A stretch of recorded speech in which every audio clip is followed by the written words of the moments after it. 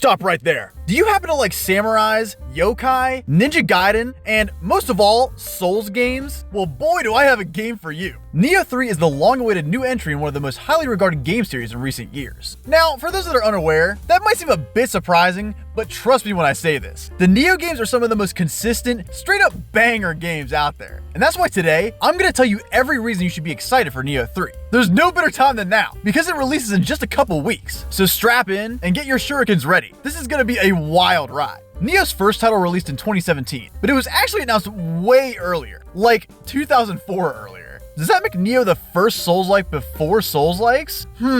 This seems like a super deep rabbit hole, and it's one we'll actually get into in another video pretty soon, so stay tuned for that. But anyways, after many years in development hell, and after the explosion of Souls games, Nioh reappeared, and it definitely took the Souls-like world by storm. It was similar, but completely new in many aspects, when compared to a run-of-the-mill Souls-like that we see all too often nowadays. It's basically exactly what you'd expect if you told the developers of Ninja Gaiden to make a Souls-like, and it's just as good as you'd think. The first game had you play as William, a dashing, Geralt of Rivia-esque Chad, and the rest of the game focused primarily on the dev's spin on the Souls-like combat, as well as the gameplay and world design. The most unique aspects of their rendition of this gameplay flow were the key pulse, the stances, and the living weapons. The key pulse is a super cool mechanic that instantly regains stamina with a well-timed button push, allowing you to continue your combos and attacks. The stances allow you to hold each weapon in 3 different ways, opening up a large variety of different attack types, be they slow, heavy-hitting attacks, or fast light attacks. But on top of that, the living weapons are by far the coolest aspect of Nioh 1. It kinda acts as Team Ninja's rendition of the Devil Trigger from the Devil May Cry series. You build up your living weapon bar, and when it's full, you can unleash your Guardian Spirit, allowing you to absolutely shred enemies with OP attacks, all while you're temporarily invulnerable. For Nioh 1, this was already crazy innovative, and when Nioh 2 rolled around, instead of just purely sticking with what they've done that worked, they took it even further. This time, they allowed you to make your own unique character for your journey. And instead of using living weapons, you got to transform into several types of vastly different yokai. This took the idea from Nioh 1 to the next level, and really pumped up the badassness.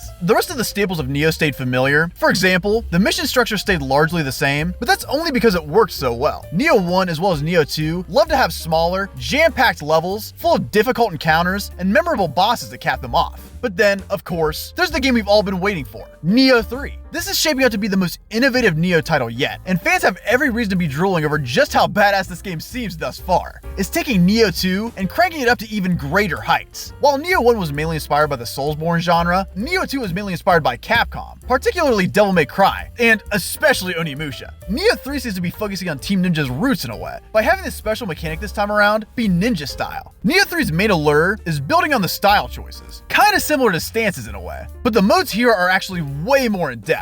This time around there's Samurai style and Ninja style. Samurai is the more classic Nioh experience, with the addition of deflects and arts proficiency, allowing you to be aggressive and take control of the battle. Ninja style is completely new, adding even more depth to the gameplay, focusing on swift dodges and evasions, aerial combat and mechanics, ranged weapons, and sneaking. The Guardian Spirits from Nioh 1 also make a return, but are new and improved. This time around you can use something called a living artifact, which is more or less smashing the living weapon system and yokai shift into one, especially visually. We're basically getting the best of both Nioh 1 and Nioh 2 here, which is super cool. But wait, there's more. The levels this time around are open field, meaning they'll be bigger and more open-ended, ensuring that we get ample amounts of Nioh goodness. That is huge, and is probably one of, if not the biggest change to the series formula. There's really zero reason to not consider picking up Nioh 3. If Nioh 1 and 2 were plain old cereal, then Nioh 3 is cereal with milk. You can never go back. Honestly, I am beyond excited to tackle Nioh 3, and all of the incredibly hard bosses it has in store. They've changed so much this time around, making Nioh something basically completely separate from the Souls-like genre it was originally based on. I have plenty of content planned for Nioh 3 coming up, and I'm also streaming a level 1 challenge playthrough for Nioh 2 on my channel, so check that out if you're interested. But yeah, what do you guys think? Do you think Nioh 3 is going to be a certified banger? Be sure to let me know why or why not down in the comments. I'd love to hear it. If you're new to the channel, please subscribe, and be sure to like the video if you enjoyed it. I'd really appreciate it. I hope you all have a good rest of your day, and I'll see you guys soon.